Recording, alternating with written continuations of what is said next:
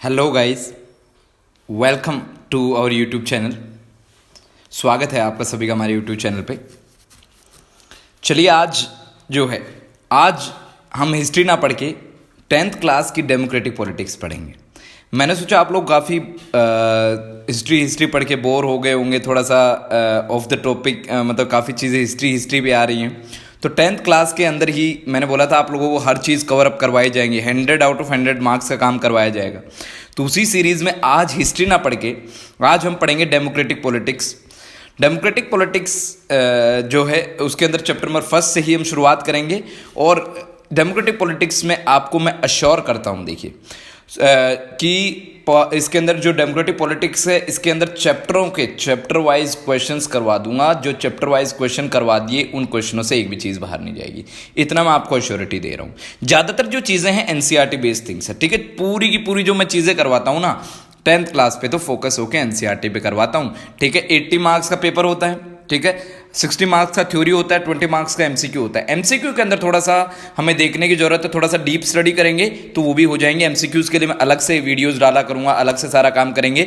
लेकिन theoretically 60 marks का मैं आपको अश्योर करता हूं कि 60 आउट ऑफ 60 मार्क्स का काम यहाँ पे होगा। और उसके बाद में एमसीक्यू का भी सेपरेटली अलग काम होगा।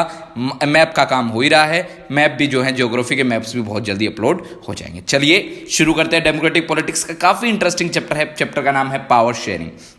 हम जो क्लास 9 थी उसके अंदर हम पढ़ चुके थे कि डेमोक्रेसी के क्या फीचर्स है, डेमोक्रेसी थी क्या, डेमोक्रेसी किस प्रकार की गवर्नमेंट थी। और हमने देखा था कि यहाँ पे डिवीजन ऑफ पावर था बिटवीन लेजिस्लेचर, एग्जीक्यूटिव, जुडिशरी। और ऐसा डिवीजन डेमोक्रेसी के लिए बहुत ज़रूरी होता है। तो इस चैप्टर में दो कंट्रीज़ हैं, दो कंट्रीज के। सबसे पहले तो ये समझिए पावर शेयरिंग क्या है। भाई पावर शेयरिंग जो है वो शक्तियों का विभाजन है, शक्तियों का बंटवारा, शक्तियों को बांटना। भाई जैसे घर होता है, जैसे किसी प्रकार की कोई कंपनी होती है, उसमें अलग अलग लोग अपना शेयर ले लेते हैं, बांट लेते हैं। घर है उसके अंदर अपना अपना हिस्सा ले लेते हैं। उस प्रकार से क्या होता है कि वो लोग झगड़ा वगड़ा ना करें, उसके लिए क्या कर ली जाती है, उनको पावर को शेयर कर लिया जाता है, प्रॉपर्टी को शेयर कर लिया जाता है। इसी प्रकार जो है यहाँ पे गवर्नमेंट की डेमोक्रेसी का एक बहुत इंपॉर्टेंट फंक्शन, एक बहुत ही इंपॉर्टेंट ऑर्गन है पावर शेयरिंग। पावर शेयरिंग में क्या होता है, शक्तियों का बंटवारा हो जाता है। भाई जैसे लेजिस्लेचर की अलग पावर कर दी जाती है, एग्जीक्यूटिव की अलग पावर कर दी जाती है, जुडिशरी के अलग अलग separate both of the level stand together and have different works and different power. और अलग अलग पावर उनके पास होती है, अलग अलग चीजें वो प्रैक्टिस करते हैं। तो इस चैप्टर में वही देखेंगे भाई कैसे यहाँ पे एक पावर शेयरिंग जो है कैसे एक अच्छी डेमोक्रेटिक सरकार बनाता है, और कैसे बहुत नेसेसरी है पावर शेयरिंग किसी भी सरकार को चलाने के लिए या किसी सरकार के काम करने के लिए, ठीक है। तो अलग अलग दो कंट्रीज के थ्रू हम इस एग्जाम्पल को समझेंगे। अलग अलग दो कंट्रीज हैं, हरियाणा जितनी ही साइज में दोनों कंट्रीज हैं। सबसे पहले जो देखेंगे वो देखेंगे Sri Lanka. As you all know Sri Lanka जो है हमारे यहाँ पे आइलैंड नेशन है, जस्ट इंडियन ओशियन के अंदर, हमारे इंडिया के जस्ट नीचे, तमिलनाडु से कुछ ही किलोमीटर दूर, ठीक है। पॉपुलेशन मतलब अगर एरिया की बात की जाए तो हरियाणा से बराबर से या फिर उससे थोड़ा सा बड़ा, ठीक है। लेकिन अगर बात की जाए यहाँ के रीजन वेरिएशन की, देखिए हर जगह जो है आपको रीजन वेरिएशन मिल जाएंगे, क्षेत्रीय भिन्नताएं मिल जाएंगी। यहाँ पे डाइवर्स पॉपुलेशन रहती है, अलग अलग प्रकार के लोग यहाँ पे रहते हैं। और कहने का मतलब अलग अलग भाषाएं, अलग अलग जो कल्चर है उसको फॉलो करते हैं, ठीक है। अगर बात की जाए, देखो मेनली टॉपिक पे अपने को डिस्कस रहना। अगर यहाँ पे डिवीजन देखे तो लैंग्वेज के हिसाब से डिवीजन है। अगर लैंग्वेज के हिसाब से डिवीजन देखा जाए तो यहाँ पे जो डिवीजन है, यहाँ पे देखिए 74% पीपल जो हैं, भाई 74% जो लोग हैं, देखिए अलग अलग लोग अलग अलग प्रकार की लैंग्वेज बोलते हैं। जो 74% जो लोग हैं वो तमिल नहीं सिन्हाला स्पीकर्स हैं। कौन सी भाषा बोलते हैं, सिन्हाली भाषा।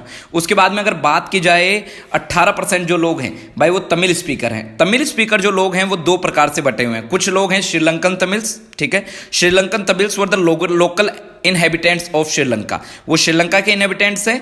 13% जो लोग हैं श्रीलंकन तमिल है, जो श्रीलंका में रहते थे। और 5% जो हैं वो इंडियन तमिल्स है। इंडियन तमिल्स वो लोग हैं जो कॉलोनाइजेशन के समय भाई तमिलनाडु से इंडिया के थ्रू भाई उनको वहां पे श्रीलंका के अंदर ले जाया गया, ठीक है। और अलग अलग लोग हैं और अलग अलग भाषा बोलते हैं, अलग अलग रिलीजन को फॉलो करते हैं, ठीक है। उसके बाद में अगर बात की जाए जो बाकी लोग बच गए, बाकी जो 7% लोग बच गए वो क्रिश्चियन है। बोले क्रिश्चियन कहाँ से आए, बोले क्रिश्चियन वहाँ पे जब ब्रिटिशर्स यहाँ पे आए तो उन्होंने जब अपना रिलीजियस प्रोपगेशन किया या धर्म फैलाया तो उस दौरान क्रिश्चियन जो है उनका बहुत ज़्यादा मतलब लोगों का धर्म कन्वर्जन करवाया गया, या फिर कुछ लोगों ने क्रिश्चियनिटी को एक्सेप्ट किया। तो 7% लोग जो थे वो क्रिश्चियनिटी के। देखिए थोड़ा सा ये एक मैप मैंने एक शेयरिंग वाला, एक कहने का मतलब एक डायग्राम बना के मैंने आपको समझाने की कोशिश की है। देखो यहाँ पे अगर देखा जाए तो, एक मिनट बस देखिए यहाँ पे, समझिए,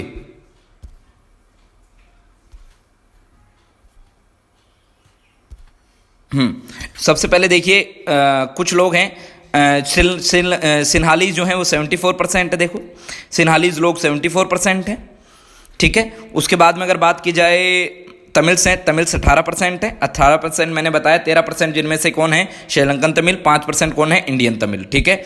तो उसके बाद में 7% कौन लोग हैं, 7% जो लोग हैं वो हैं क्रिश्चियंस, ठीक है। तो उसके अब देखिए कैसा डिवीजन यहाँ पे आ रहा है। देखो मेजोरिटी में कौन है, मेजोरिटी में होता है ऐसी लोग जो जिनकी संख्या ज़्यादा हो, बहुमत कहने का मतलब मेजोरिटी में, ज़्यादा संख्या में यहाँ पे हैं सिन्हाला।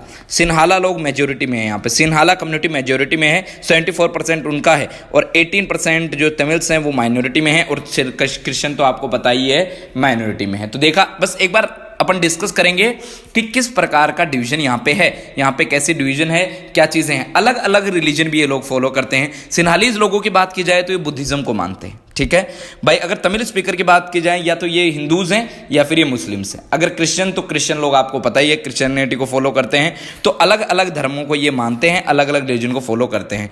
तो हमने देखा कैसा डिवीजन श्रीलंका का था। अब एक और इसी सेक्शन में एक और कंट्री है जिसका हम इथेनिक कंपोजिशन या फिर उसका डिवीजन वहां पे देखेंगे, दोनों का डिस्कशन कर डिवीजन देखेंगे, और उसके बाद में पावर शेयरिंग मॉडल किसमें अप्लाई होगा किसमें नहीं होगा वो देखेंगे और उसके तरीके से डिस्कस करेंगे। ऐसे ही अगली सीरीज में बढ़ के अगला जो कंट्री है बेल्जियम है। बेल्जियम जो है वो हरियाणा से भी छोटा कंट्री है, यूरोपियन कंट्री है, ठीक है। अगर इसके जो बॉर्डर्स हैं अलग अलग देशों के साथ लगते हैं भाई, इसके जो बॉर्डर्स हैं वो अलग अलग देशों के साथ ये शेयर करता है, ठीक है। यहां पे अगर बात की जाए कि यहां के बॉर्डर की जो बात की जाए तो बॉर्डर जो है वो फ्रांस, नीदरलैंड, जर्मनी, लैक्समबर्ग इन सब के साथ लगते हैं। और यहाँ का जो इथेनिक कंपोजिशन है भाई वो भी बहुत कॉम्प्लेक्स है। यहाँ की भाषा के हिसाब से अगर यहाँ का डिवीजन देखा जाए तो भाई डिवीजन देखा जाए तो यहाँ पे कुछ लोग हैं जो डच भाषा बोलते हैं। नीदरलैंड जो है वो, नीदरलैंड के जो लोग हैं डच भाषा बोलते हैं। कुछ लोग हैं यहाँ पे डिवीजन देखा जाए कंट्री लेवल का, देखो दो तरीके से डिवीजन यहाँ पे बता रखा है। एक तो कंट्री लेवल का, जैसे इंडिया के लेवल का बता दो कि भाई इंडिया में इतने तो लोग हिंदू हैं, इतने मुस्लिम हैं, या फिर इतने हिंदी भाषा बोलते हैं, ये भाषा बोलते हैं। और दिल्ली का देखा जाए अलग से, दिल्ली का भाई उसके कैपिटल में इतने लोग बोलते हैं, उस टाइप से यहाँ डिवीजन करके बता रखा है। अगर बात की जाए डच स्पीकिंग कम्युनिटी की तो यहाँ पे 59% लोग वो हैं जो डच भाषा बोलते हैं। भाई डच भाषा बोलने वाले लोग जो हैं वो फ्लेमिश रीजन में रहते हैं, ठीक है, और डच भाषा बोलते हैं। 40% जो लोग हैं वो वलोनिया रीजन में रहते हैं। अलग अलग रीजन है और अलग अलग क्षेत्र है और वहां पे अलग अलग भाषा बोलते हैं। वलोनिया रीजन वाले 40% जो है फ्रेंच स्पीकिंग है, और 1% जो लोग बच गए वो जर्मन भाषा बोलते हैं। कहने का मतलब देखो यहाँ पे मेजोरिटी में बड़ा एम कौन भाई, यहाँ पे मेजोरिटी में कौन, यहाँ पे जो मेजोरिटी में है वो है डच। यहाँ पे भाई बड़े हैं वो, क्योंकि बहुमत है, उनकी संख्या ज्यादा है, 59% है। उसी प्रकार डिवीजन अगर देखा जाए वहां की कैपिटल का, भाई देखो कैपिटल का डिवीजन देखा जाए ब्रुसेल्स का तो देखो थोड़ा सा उल्टा है भाई। यहाँ पे ब्रुसेल के अंदर मेजोरिटी में फ्रेंच है, 80% लोग फ्रेंच भाषा बोलते हैं, 20% लोग डच भाषा बोलते हैं। पूरा का पूरा उल्टा, कहने का मतलब दोनों में डिफरेंस है। इधर अलग अलग भाषा बोल रहे हैं, इधर वो लोग मेजोरिटी में, इधर ये लोग मेजोरिटी में। अगर कंट्री लेवल की बात की जाए तो डच कम्युनिटी यहाँ पे मेजोरिटी में है, ठीक है। अगर कंट्री लेवल की बात की जाए तो Dutch community is in majority here, Dutch 59% in Belgium speak Dutch language, 40% in France speak French language, ठीक है। Only 1% people speak German language। तो देख लो who were in majority country के लेवल पे बात की जाए तो डच कम्युनिटी है। लेकिन ब्रुसेल वहाँ की जो कैपिटल है, if you see the division of the Brussels, तो ब्रुसेल के अंदर कैसा है, ब्रुसेल के अंदर 80% लोग फ्रेंच कम्युनिटी से बिलोंग करते हैं। तो भाई क्लियर है, they are in majority and Dutch community is minority with 20%। तो देखा कैसा डिवीजन है, कैसा ये है। दोनों कंट्रीज हमने देखा कौन सी कम्युनिटी मेजोरिटी थी, माइनॉरिटी थी, और उसी प्रकार से हम देखेंगे दोनों कंट्री में अलग अलग तरीके से, एक के अंदर पावर शेयरिंग होगा और एक के अंदर पावर शेयरिंग नहीं होगा, ठीक है। तो जिसके अंदर होगा क्या होगा, जिसमें नहीं होगा क्या नहीं होगा, और उससे हम समझेंगे कि किस प्रकार पावर शेयरिंग नेसेसरी है।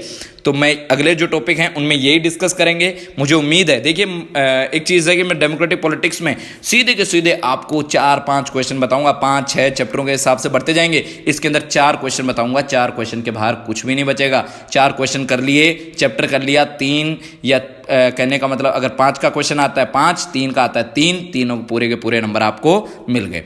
ठीक है, तो आने वाले चैप्टर देखेंगे पावर शेयरिंग प्रैक्टिस किस में अप्लाई हुई और किस में नहीं हुई, और नहीं होने से क्या कंसिक्वेंसेज हुए, क्या उसके रिजल्ट के हुए, और किस प्रकार पावर शेयरिंग बहुत ही इंपॉर्टेंट है, और देखेंगे किस प्रकार का पावर शेयरिंग मॉडल जो है इंडिया में अपना रखा है। तो मुझे उम्मीद है आप सबको बहुत अच्छे से ये चीज़ें समझ आई होंगी, बहुत पसंद आई होंगी, और पूरी चीज़ें आप कवर कर रहे हैं। तो श्रीलंका में नहीं होगा, देखेंगे क्या नहीं होगा, क्या कंसिक्वेंसेज होंगे, बेल्जियम में होगा, क्या होगा। ठीक है, तो इसी प्रकार सारी चीज़ें देखते रहिए।